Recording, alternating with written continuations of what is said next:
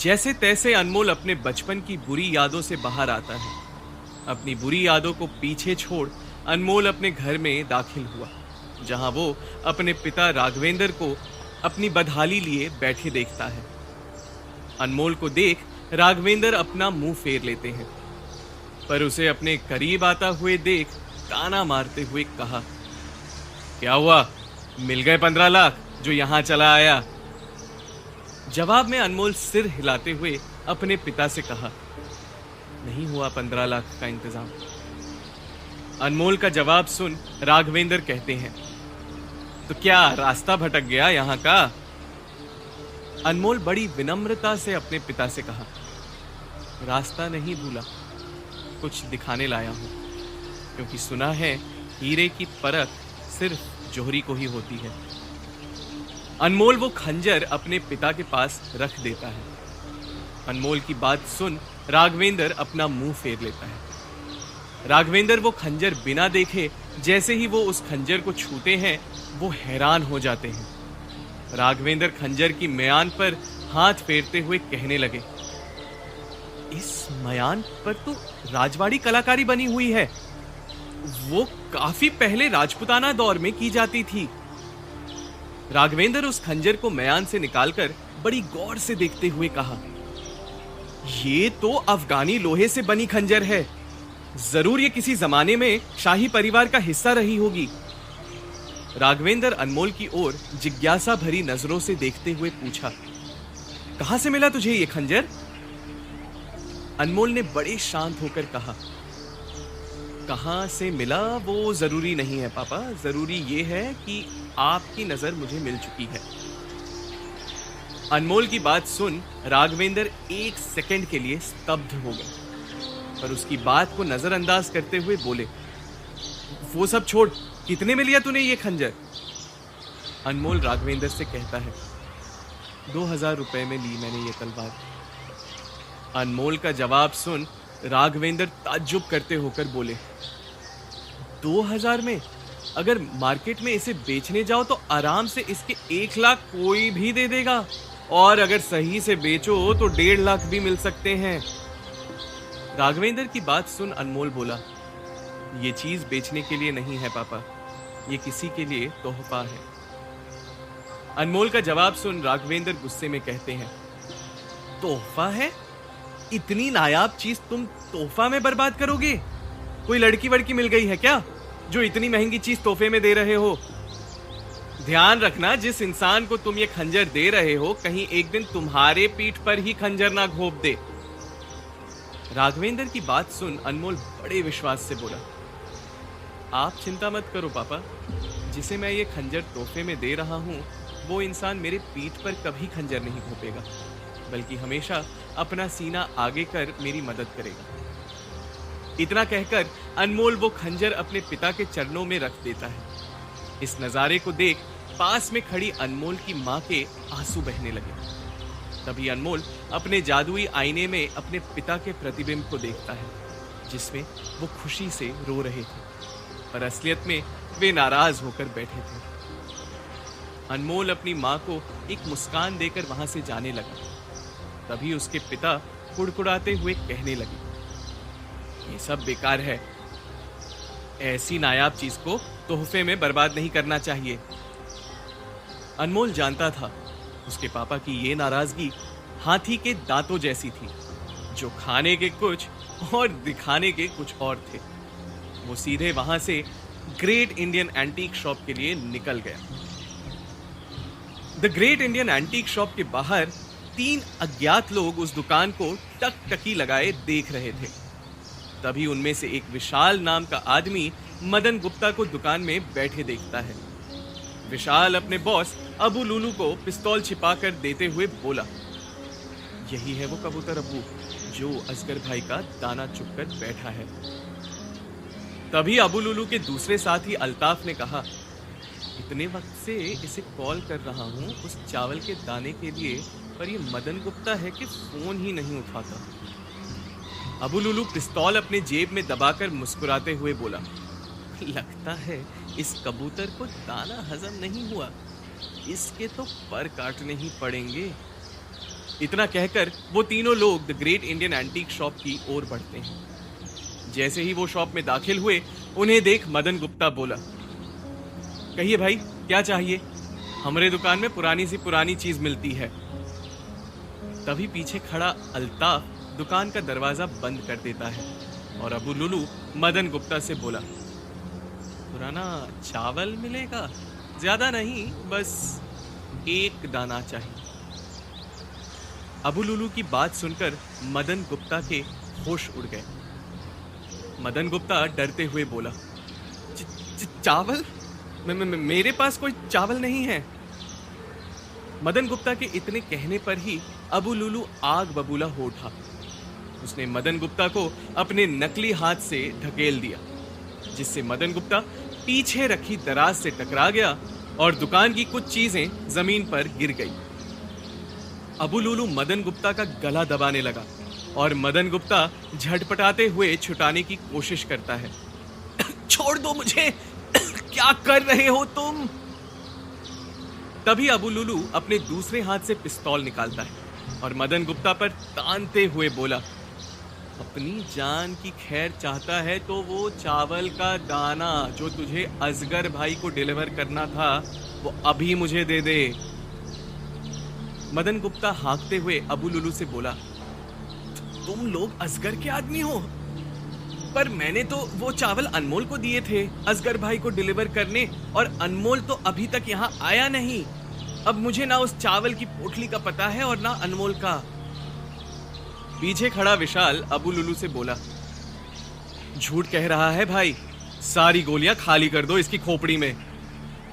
मदन गुप्ता डरते हुए बोला, क्या गोलियां खत्म करने से आपको वो पोटली मिल जाएगी? इतना पुराना रिश्ता है असगर भाई और मेरा, ऐसे ही धोखा दूंगा क्या उन्हें? मैं तो बेईमानी का धंधा भी बड़ी ईमानदारी से करता हूं, यकीन ना हो तो फोन करके पूछ लो।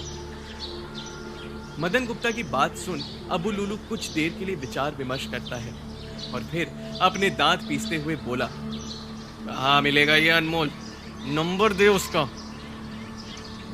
तभी मदन गुप्ता अपने जेब से फोन निकालकर अनमोल की तस्वीर दिखाते हुए बोला, ये है अनमोल और ये है उसका नंबर, ले लो, पर मुझे छोड़ दो। अबू लुलू अनमोल की तस्वीर देखते हुए बोला, अल्ताफ, सारी डिटेल्स ले इस चिकने की, और जो तेरा दोस्त मोबाइल कंपनी में काम करता है उससे लोकेशन पता कर इसका। अल्ताफ मदन गुप्ता के हाथ से उसका फोन छीन लिया और अनमोल का नंबर नोट करके बोला, थोड़ी देर में पता लग जाएगा भाई कि कहां बैठा है ये चिकना। अबू लुलू मदन गुप्ता के आंखों में आंखें डालकर बोला, असगर भाई का माल खाना इतना आसान नहीं है। तेरे उस अनमोल को तो हम ढूंढ लेंगे, चाहे वो पाताल में क्यों ना छुपा हो। अबू लुलू मदन गुप्ता को झटका देकर अपना हाथ उसके गर्दन से हटाया और तीनों वहां से बाहर निकल गए। उनके जाते ही मदन गुप्ता एक राहत की सांस लेता है। उन तीनों के जाते ही मदन गुप्ता के चेहरे पर अचानक से एक शैतानी मुस्कान आ गई और वो हंसते हुए अपने आप से कहता है, उस असगर को तो मैंने ही पुलिस से मिलाकर फंसाया था ताकि वो चावल का दाना मेरा हो जाए, पर किस्मत से वो अनमोल वहां से बच निकला। पर अब अनमोल का बचना मुमकिन नहीं है। उसी वक्त अनमोल भी दुकान में दाखिल होता है। वो नीचे गिरी हुई चीजें और मदन गुप्ता को हाँकते हुए देखकर बोला, क्या हुआ मदन जी, आप हाफ क्यों रहे हैं? अनमोल तुरंत ही मदन गुप्ता को कुर्सी पर बिठाता है और उन्हें पानी देते हुए कहता है, ये लीजिए, पानी पी लीजिए। पर मदन गुप्ता अपनी नाक चढ़ाते हुए बोला, अरे कुछ नहीं हुआ, बस बीपी लो हो गया था मेरा। तभी अनमोल अपने जेब से एक छोटा चांदी का सिक्का निकालता है और मदन गुप्ता के हाथ में थमाकर कहता है, मुझे पता था आप अपना ख्याल बिल्कुल नहीं रखोगे, इसलिए मैं ये चांदी का सिक्का चार मीनार के भाग्य लक्ष्मी माता के चरणों से लेकर आया हूं। आज अष्टमी है ना, आप इसे हमेशा अपने पास रखिए, यह आपको सभी बुरी चीजों से बचाएगा। मदन गुप्ता से बात करते हुए अनमोल की नजर फर्श पर पड़ी, जहां उसे एक बड़ा महंगा पन्ने का पत्थर दिखाई दिया। अनमोल उस पन्ने के पत्थर को देखते हुए बोला, इतना महंगा पत्थर नीचे गिरा हुआ? अनमोल की बात सुनकर मदन गुप्ता उसे डांटने लगा। उठाकर रख उसे अच्छे से, नालायक, एक काम का नहीं है। अनमोल उस पत्थर और जमीन पर गिरी चीजों को उठाता है और साफ करते हुए रखता जाता है। तभी अनमोल मदन गुप्ता से पूछता है, मदन जी, आपकी इजाजत हो तो कल मैं दुकान लेट आ सकता हूं? पहले तो मदन गुप्ता अनमोल को डांटने ही लगा था, पर अपने आप को रोकते हुए मन ही मन सोचता है, अगर इस वक्त अनमोल मेरी दुकान से दूर ही रहेगा तो मेरे लिए अच्छा होगा। असगर के आदमी इसे धर दबोचेंगे। तभी एक बनावटी मुस्कान के साथ मदन गुप्ता अनमोल से बोला, हाँ हाँ, लेट क्यों, पूरा दिन ही कल छुट्टी ले ले, वैसे भी तू छुट्टियां लेता ही कहां है। मदन गुप्ता की बात सुनकर अनमोल के चेहरे पर एक खुशी की लहर दौड़ पड़ी। तभी वो जोया को एक लोकेशन भेजकर उसे कल सुबह मिलने के लिए कहता है। अगली सुबह जोया अनमोल के भेजे हुए लोकेशन पर पहुंचती है। जैसे ही वो अपनी नजर चारों ओर घुमाती है तो उसे सड़क पर लगा हुआ पुरानी चीजों का बाजार दिखा, जिसे देख उसका गुस्सा 7वें आसमान पर जा पहुंचा। तभी अनमोल पीछे से उसके पास आता है और चुटकी लेते हुए बोला, क्या हुआ जोया मैडम, कनाडा जाते जाते ये चोर बाजार का रास्ता ले लिया क्या? जोया अपने गुस्से को काबू करते हुए कहती है, तुझे पूरी दुनिया में यही जगह मिली थी मेरे को बुलाने के लिए? मैं सोची कोई अच्छी जगह बुलाएगा, कॉफी वॉफी पिलाएगा। अनमोल उसे शांत करते हुए कहता है, अरे शांत हो जा मेरी माँ, आज संडे है, सुबह की मार्केट के बाद सीधा तुझे यहाँ से कॉफी पिलाने भी ले जाऊंगा, और इससे अच्छी जगह तुझे और क्या चाहिए जहां दुनिया भर की हर चीज तुझे मिलती हो, और अगर किस्मत अच्छी हो तो कोई नायाब चीज भी हाथ लग सकती है।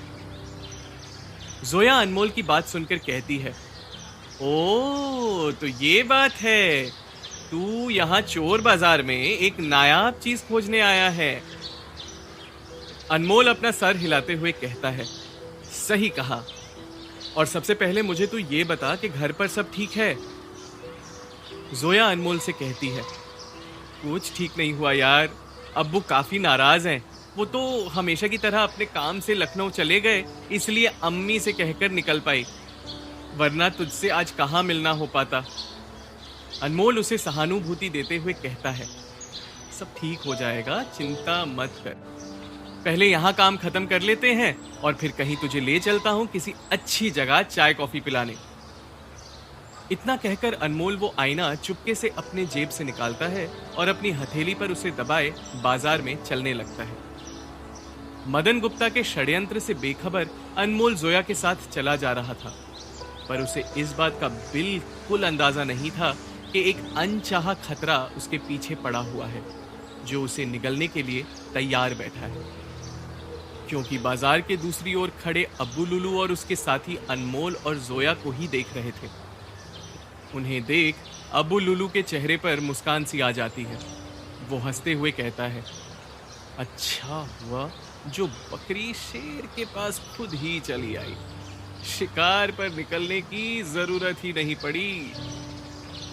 अल्ताफ उसे हंसते हुए कहता है, कहा था ना भाई, लोकेशन यहीं का बता रहा है, ये शिकार तो अपने ही इलाके में खुद चला आया।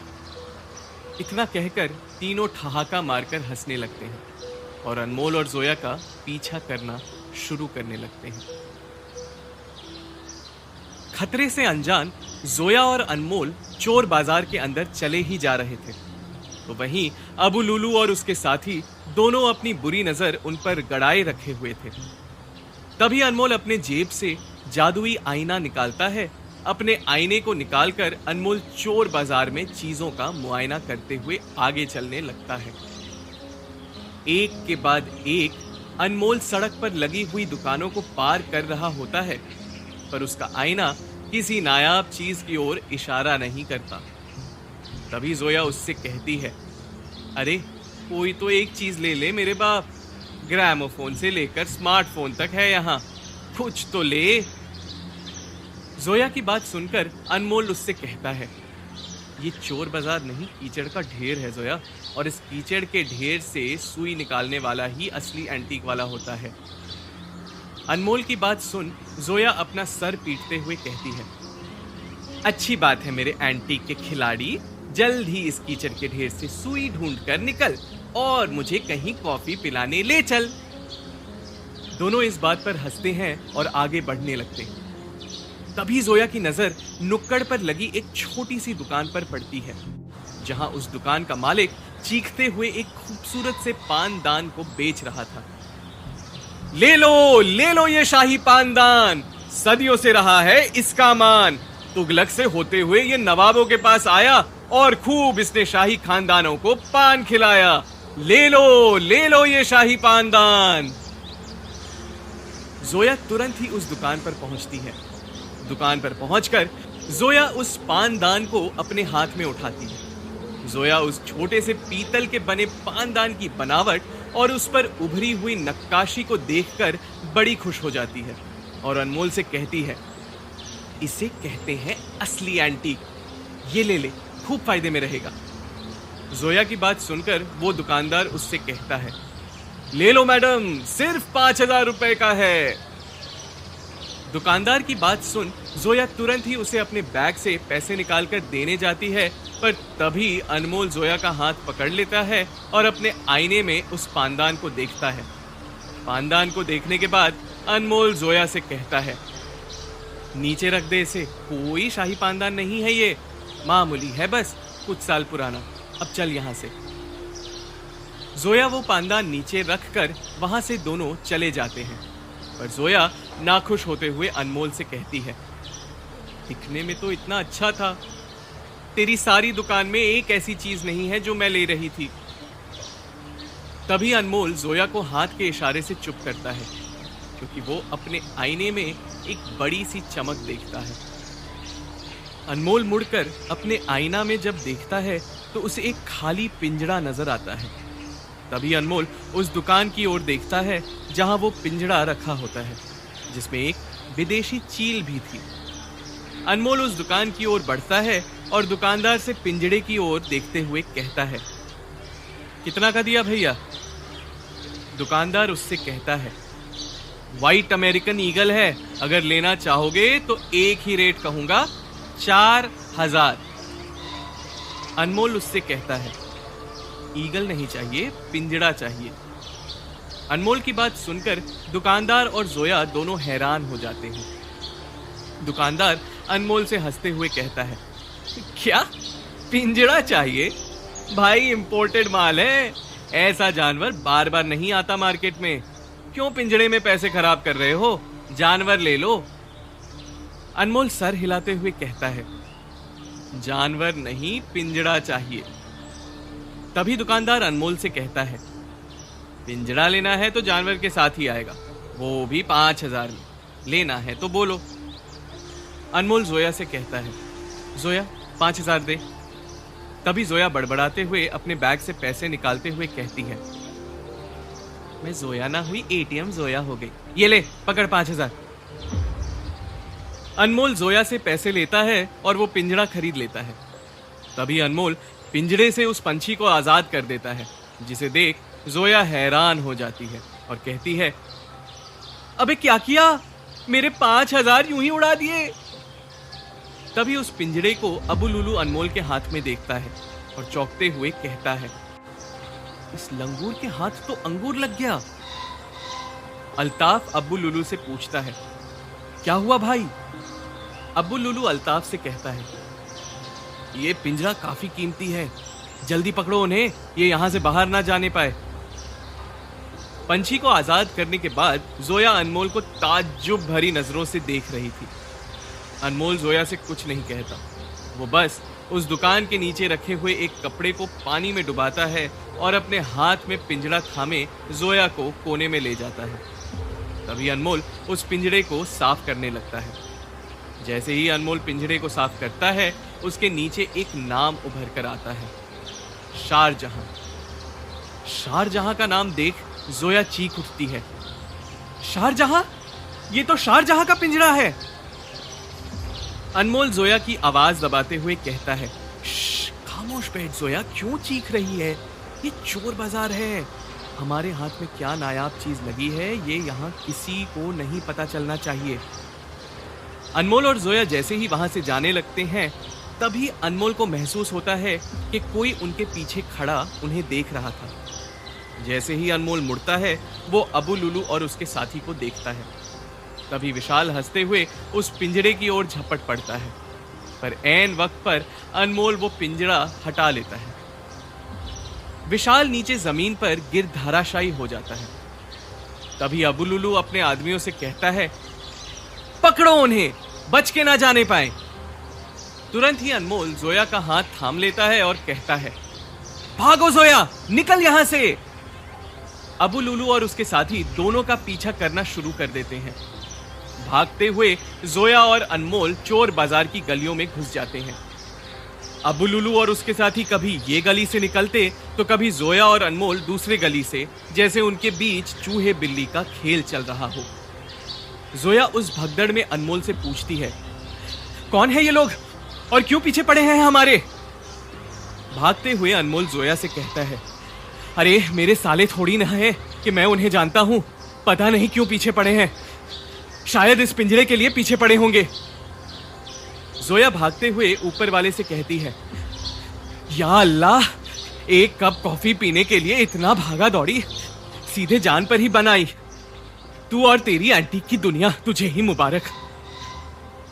दौड़ते हुए जोया अपने बैग से बुरखा निकालती है, जिसे देख अनमोल कहता है, वाह जोया, तू हमेशा मेरी जान बचाती है, ला ये बुरखा मुझे दे दे। जोया उससे कहती है, ये जनानियों के हैं, मुझ पर ही जचेंगे, इसे तो मैं ही पहनूंगी। अनमोल वो बुरखा जोया के हाथ से खींचते हुए कहता है, अरे मुझे दे दे, तुझे वो कुछ नहीं करेंगे। जोया वो बुरखा अपनी ओर खींचते हुए कहती है, मेरे भाई लगते हैं जो मुझे कुछ नहीं करेंगे। अरे बाबा, घर पर पहले ही एक मुसीबत खड़ी है, एक और नहीं चाहिए मुझे। तभी दोनों बुरखा ऐसे खींच रहे होते हैं जैसे दोनों के बीच रस्सी खींचने का खेल चल रहा हो। अंत में जोया वो बुरखा लेकर दूसरी गली में चली जाती है और अनमोल पीछे से अब्बू लुलू के साथी की झलक पाकर विचलित हो जाता है। तभी अनमोल दूसरी गली में घुस जाता है। अनमोल उन भूल भुलैयों जैसे गलियों में चक्कर काट रहा होता है। बड़ी जद्दोजहद के बाद अनमोल उन गलियों के बाहर निकलता है। उसी गली के बाहर कुछ दूर अब्बू लुलू और उसके साथी उन्हें ढूंढ रहे होते हैं। अनमोल इस बात से बेखबर उन्हीं की ओर चला जा रहा था। चलते चलते अनमोल अब्बू लुलू के करीब ही आ रहा था। ऐसा लग रहा था कि अगले ही पल अब्बू लुलू अनमोल को देख लेगा। तभी एक हाथ अनमोल को अपनी ओर खींच लेता है। अनमोल देखता है कि एक ढीला बुरखा पहने हुए लड़की उसे अपने आगोश में भर लेती है। अनमोल उस बुरखे में छुप सा जाता है। जैसे ही अनमोल उस बुरखे के नकाब के अंदर देखता है तो उसे नजर आती है जोया। दोनों इतने करीब होते हैं कि उनकी सांसें आपस में टकरा रही थी।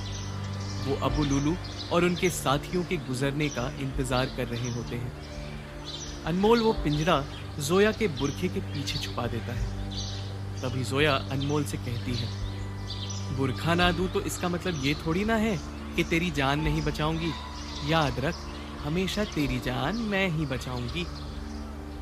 दोनों को इतना करीब देख वो सड़क पर खड़े लोग बातें करने लगते हैं। एक बूढ़े व्यक्ति ने कहा, ला हौल वला कुव्वता, क्या जमाना आ गया है। तो दूसरे आदमी ने कहा, फहाशी का आलम तो देखिए, बुरखे में ही समेट लिया। इन सब से अनजान अबू लुलू और उसके साथी उन्हें खोजने में व्यस्त दूसरी ओर चले जाते हैं। कुछ देर बाद जोया और अनमोल अलग अलग होते हैं। अनमोल अपने आप को संभालते हुए जोया से कहता है, चल जोया, जल्दी निकलते हैं यहाँ से। रोड पास ही में है, वहां से ऑटो जल्दी मिल जाएगी।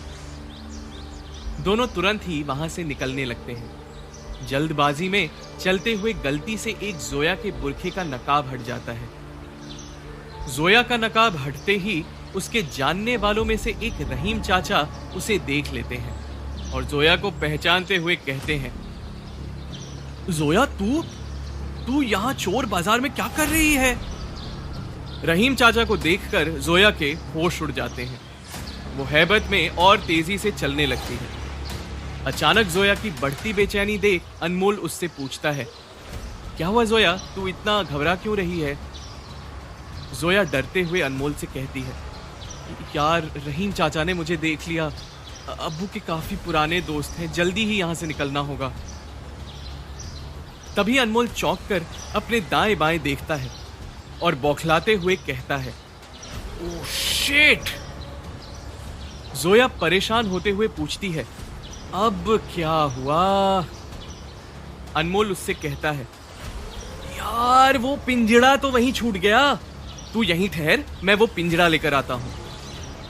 जोया अनमोल का हाथ पकड़कर रोकने की कोशिश करती है, पर अनमोल जल्दबाजी में वहां से पिंजड़ा लेने चला जाता है। अनमोल उस जगह लौट आता है जहां वो पिंजड़ा भूल गया था, पर अनमोल को वो पिंजड़ा वहां कहीं दिखाई नहीं देता। अनमोल परेशान हो उठता है और इधर उधर उस पिंजड़े को खोजने लगता है। आखिर में थक हार कर अनमोल मुड़कर जाने लगता है। जैसे ही अनमोल जाने के लिए मुड़ता है, वो अपने सामने अब्बू लुलू को जोया का हाथ पकड़े खड़ा देखता है। विशाल के हाथ में पिस्तौल होती है तो अल्ताफ पिंजड़ा लिए खड़ा होता है। तभी अब्बू लुलू मुस्कुराते हुए अनमोल से कहता है, बहुत हुआ चूहे बिल्ली का खेल, अब आया तू असल पिंजड़े में। जोया को अब्बू लुलू की गिरफ्त में देख अनमोल बेचैन हो उठता है। अब क्या करेगा अनमोल जोया को बचाने के लिए? क्या इस मुसीबत से खुद को और जोया को छुड़ा पाएगा अनमोल, या फिर अब्बू लुलू करेगा अनमोल के लिए कोई और मुसीबत खड़ी? जानने के लिए सुनते रहिए आईना सच और झूठ का।